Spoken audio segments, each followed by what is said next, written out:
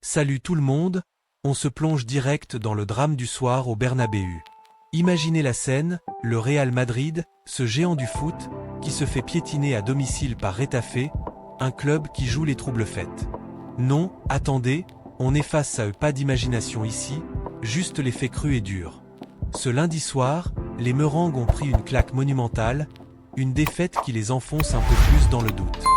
Deuxième revers consécutif en Liga, et maintenant, 4 points les séparent du FC Barcelone, le leader incontesté. Si vous êtes fan du Real, accrochez-vous, parce que cette soirée a tout d'une alerte rouge pour la course au titre.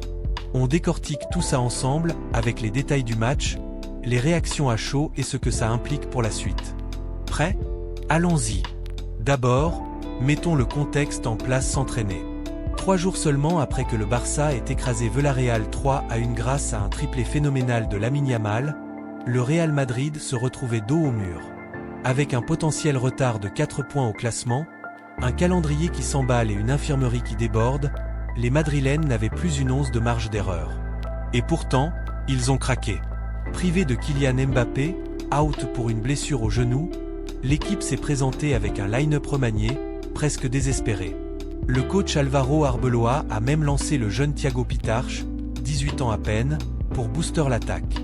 C'était un signe clair, la saison est sous haute tension, et le collectif cherche encore ses marques.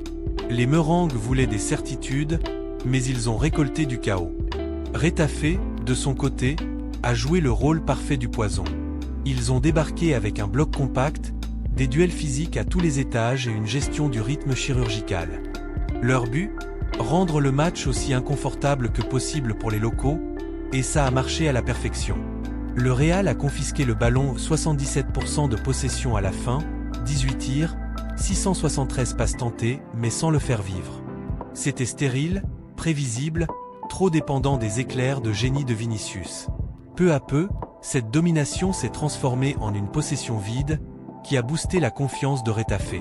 Luis Milla au milieu a été un roc, et toute l'équipe a affiché une discipline collective qui frôlait la perfection. Résultat, les Madrilènes n'ont pas su percer, et Retafe a tenu bon pour empocher les 3 points.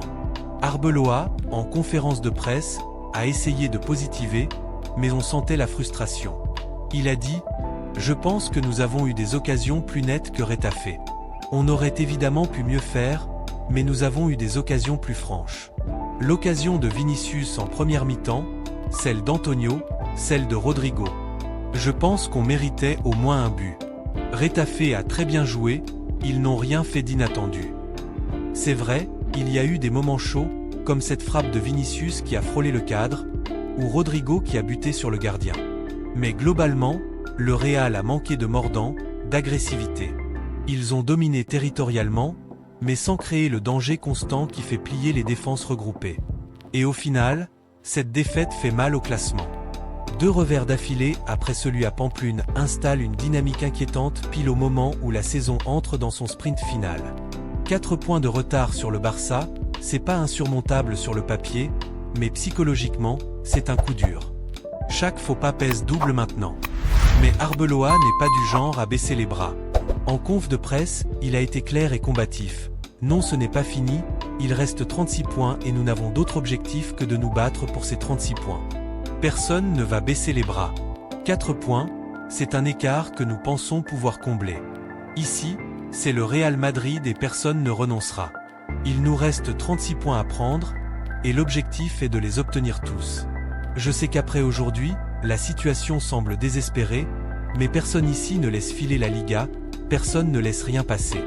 Nous savons que nous avons beaucoup de progrès à faire, mais je ne vais absolument pas critiquer l'effort des joueurs. Nous pouvons faire mieux, et c'est ma responsabilité, oui. Je n'ai pas dit que nous étions incapables de bien jouer, ne me faites pas dire ce que je n'ai pas dit. Si quelqu'un est responsable de la défaite, c'est moi, je l'accepte. Tout ce que je peux faire maintenant, c'est travailler avec mes joueurs. Des mots forts, qui montrent qu'il assume pleinement. Il pointe même du doigt l'arbitrage, sans en faire une excuse principale. Il y a eu de nombreux arrêts de jeu et l'arbitre a laissé le match devenir injouable. Je ne critique pas Retafe, qui fait ce qu'il est autorisé à faire.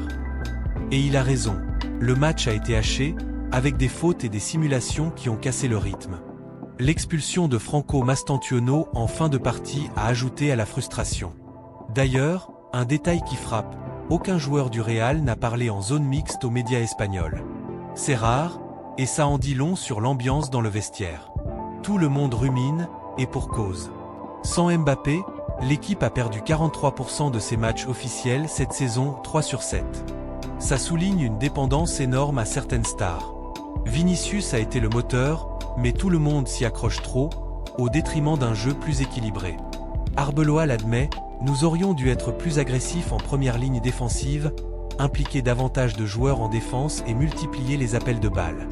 Nous avons toujours tendance à privilégier la facilité avec Vinicius, mais nous devons être capables d'élargir le jeu sur les deux ailes.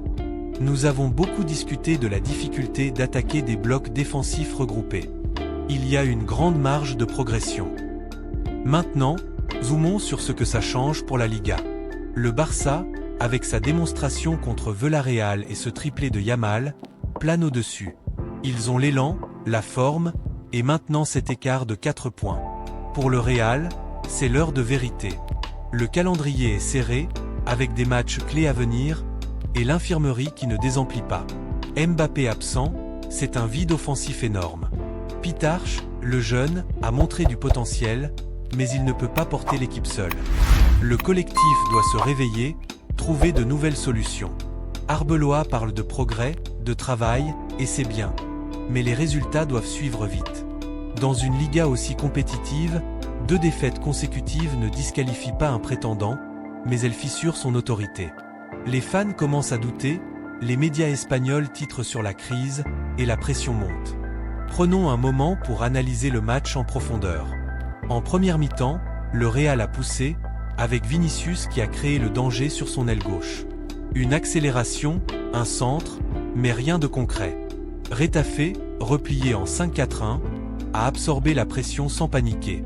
Mila a récupéré des ballons clés, et leur contre-attaque a failli payer sur une erreur de la défense madrilène.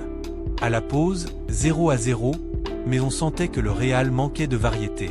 En seconde période, même scénario. Possession stérile, tir de loin, et Retafe qui gagne du temps. Puis, le but fatal, un contre bien mené qui surprend tout le monde. Le Bernabéu gronde, Arbeloa ajuste avec des changements, mais trop tard. Rodrigo rate une occasion en or, Antonio frôle le poteau. Et boum, défaite. Statistiquement, le Real domine partout sauf au score. 77% de possession, c'est impressionnant, mais sans but, c'est inutile. Arbeloa insiste sur le positif. Occasion nette, mérite d'un but. Mais objectivement, Retafe a mérité sa victoire par sa solidité. Ils n'ont pas fait d'inattendu, comme il dit, mais ils ont exécuté leur plan à la lettre. Pour Madrid, c'est une leçon. Contre des blocs bas, il faut plus de créativité, plus de mouvements sans ballon. Élargir sur les deux ailes, impliquer plus de joueurs en attaque. C'est ce qu'Arbeloa pointe, et il a raison. La dépendance à Vinicius est un problème récurrent cette saison, et sans Mbappé, c'est amplifié. Le jeune Pitarch a apporté de la fraîcheur, mais il lui manque l'expérience pour débloquer des matchs comme ça. Au-delà du terrain, cette défaite pose des questions sur Arbeloa lui-même. Il assume la responsabilité, c'est honorable, mais les stats ne mentent pas. La série négative commence à peser. Il parle de 36 points restants, d'un écart comblable, et c'est motivant. Personne ne renoncera, répète-t-il. Mais dans un club comme le Real, l'exigence est folle. Les fans veulent des titres, pas des discours. Et avec le Barça qui cartonne, grâce à des jeunes comme Yamal qui explose, Madrid doit réagir vite. Peut-être un retour de Mbappé pour booster, ou des ajustements tactiques radicaux. En résumé, cette soirée au Bernabéu est un tournant. Défaite contre Retafe, 4 points de retard, dynamique inquiétante. Arbeloa combatif, mais les faits sont là. Le Real doit se réinventer pour ne pas laisser filer la Liga. La marge de progression est grande, comme il dit, et c'est maintenant ou jamais. Si vous avez aimé cette analyse détaillée sur cette actualité brûlante du foot, abonnez-vous à la chaîne pour ne rien rater des prochaines news en Liga et ailleurs. Likez, commentez vos réactions sur cette défaite du Real, et on se retrouve bientôt pour plus d'actu foot.